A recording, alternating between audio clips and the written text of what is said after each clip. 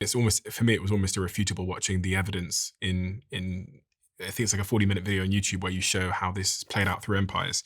And it begs the question, because when you live in the United States, when you're in the present time, you almost never assume that the empire you're in could fall. You don't see how it could happen. We're so strong, we're so great, we're so that doing AI over here, have money over here, everything's good, the sun's shining. It's inconceivable. Of course. People always think that the future would be a slightly modified version of the present, and it's not. Okay, watch over decades, but it's like watching a person grow. Yeah. Okay? Yeah. You watch your kid or you watch a person and your age, any age, My parents. and that's what you see. Yeah. Okay? And you don't see the life arc. Yeah. Okay, but the life arc is irrefutable. But do you think it's conceivable that in the next 50 to 100 years, the US could no longer be the dominant power globally? Yeah. Yeah, more than conceivable. More than conceivable. What do you mean by more than conceivable? I mean that these evolutions always take place, and they take place in a certain way, and that if you look at the probabilities and the paths and the symptoms, there is a challenge. The United States is facing a number of those challenges.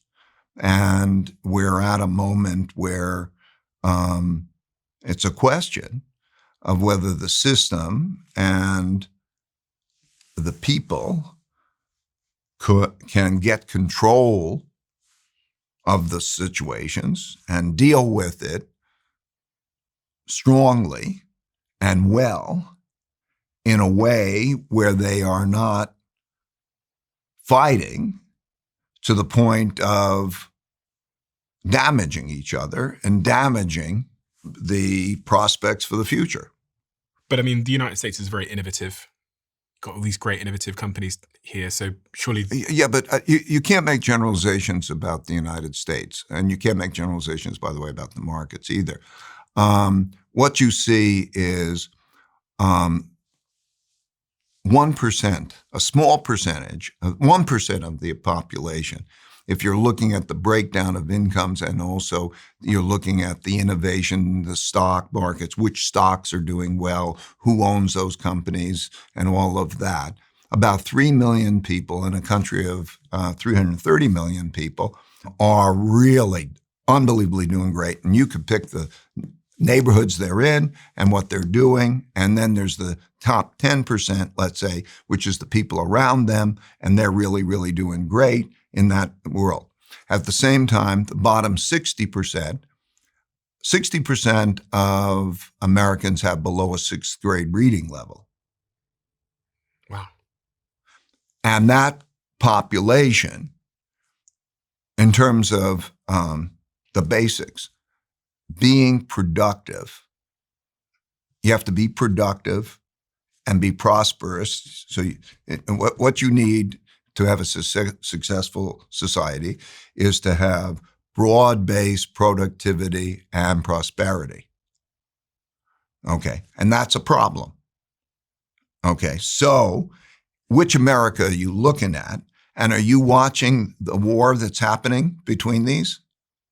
It's a little bit complicated for me as a bit of an outsider, because I see Trump saying he represents those people. But obviously Trump is from the billionaire class himself. So, I mean, is he a savior for inequality? Is he correcting inequality? I think he sees a lot of the problem, and I think he sees the debt problem. I think he sees the internal conflict disorder problem, and I think he represents the red. Let's call it the red states. I mean, you look at a map, and there's red and blue. And you see where they are, okay? And he represents that, and they're united behind him in terms of doing some things, okay? Mm-hmm. So he represents, let's call it the red side, which is located where the map shows red, and then there are the blue. And he views himself as somebody who needs to take charge and to do certain things. Others in that population would say those who, let's say, are not getting or having the food stamp program cut off or having other programs cut off that they're dependent on would say, wait a second,